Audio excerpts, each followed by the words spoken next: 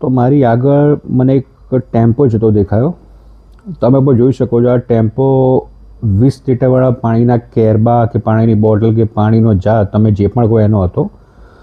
હવે આપણે આપણા ત્યાં ઘણા બધા લોકોના ઘરમાં આવતો હશે અને એનો ભાવ 20 લીટર પાણીના લોકો 20 કે 25 રૂપિયા માંડ લેતા હોય છે.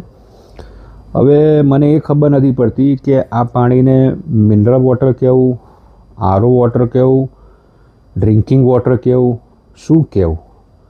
આપણે પીવા માટે ચોખ્ખું પાણી સમજીને આ પાણી ઘરે મંગાવીએ છીએ, પણ તમે પાણીના બોટલ્સ કે પાણીના જાર કે પાણીના કેરબા એની કન્ડિશન જુઓ.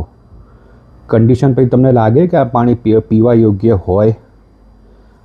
આ જે 20 લીટરના જાર હોય છે એની પર રિફિલ કરવા માટેની અમુક લિમિટ હોય છે કે તમે આટલી વખત કે આટલા મહિનાથી વધારે તમે એને વાપરી શકો નહીં. પણ મને આ કેરબા પરથી એવું લાગી રહ્યું છે કે આ જાર જે છે એ ઘણી બધી વખત ભરાયેલા છે પાણી. એમાં 100, 150, 200, 300, 400, 500 ખબર નહીં, કોઈ લિમિટ નથી. બીજી વસ્તુ, આપણે બહાર અહીંયા સ્ટોરમાં કોઈ પણ જગ્યાએ પાણીની બોટલ લેવા જઈએ છીએ તો તેના પર મેન્યુફેક્ચરિંગ ડેટ, એક્સપાયર ડેટ, એનું મેન્યુફેક્ચર ક્યાં કોણ છે, એનો ડીલર ડિસ્ટ્રીબ્યુટર કોના થ્રુ વેચાઈ રહ્યું છે, બધી ડિટેલ્સ એના પર સ્ટીકર લાગેલું હોય છે.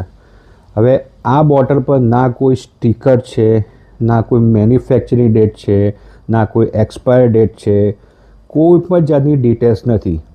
હવે તમે આને શું સમજીને પીવો છો એ કે આપણે એને શું સમજીને પીએ છીએ એ મારા મગજમાં આવતું નથી.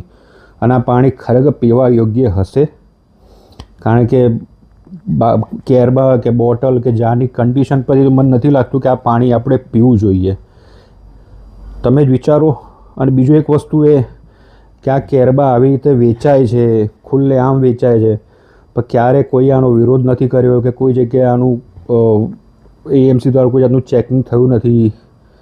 વિચારજો અને પછી પીજો પાણી કે પીવાય કે નહીં. Thank you. આજુ મારી કાર